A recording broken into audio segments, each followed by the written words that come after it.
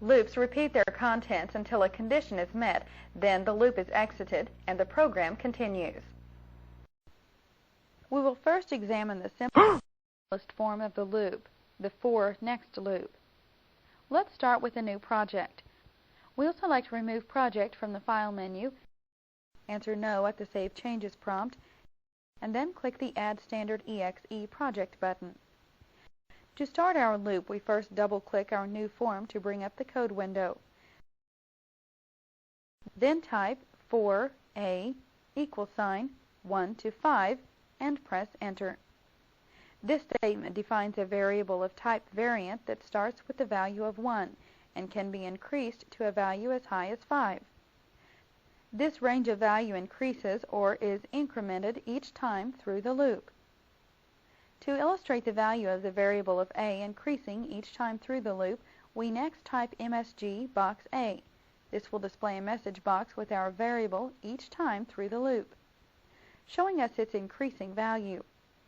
Finally, to end our loop, we press Enter, then type Next A.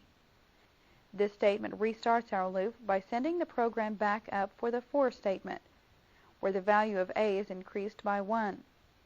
The program continues in this manner until the value of our variable a has reached as high as the range we defined in the for statement.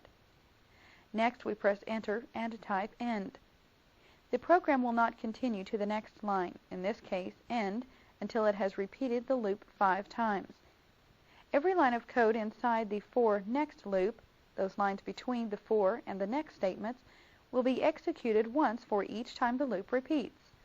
To see this work, we press F5 to run our program and see our message box is displayed 5 times, with the value of our variable a increasing with each pass through the loop. We can also change our program slightly to make our loop jump several places with each step. To accomplish this, we change the maximum value of our variable a from 5 to 25, then change the starting value of a from 1 to 0. Next, we add step 5 to our for statement. This will add 5 instead of 1 to our loop variable each time through the loop.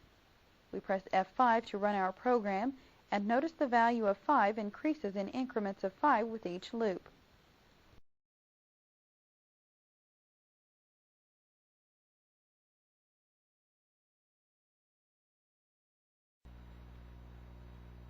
To have a loop continue until a condition is met or continue while a condition is true, we would need to use another type of loop, the do-while loop. Let's take a look at how the do-while works. First, we remove our old project without saving and replace it with a new one. Next, double-click our form to bring up the code window.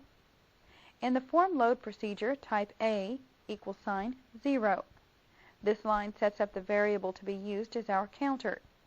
Next, we type do while a <, 5. This line starts our loop. We press Enter and type MSG box A, press Enter, then type a =, a plus 1, which will increment our counter by 1 each time through. We type loop, press Enter, and type End on the last line of our program. The loop statement causes the program to jump back to the beginning of the do-while loop, where our condition will be re-evaluated. Let's see the program work by pressing F5, and notice that our message box never displays the value of 5 because of the condition we specified in the first statement of our loop.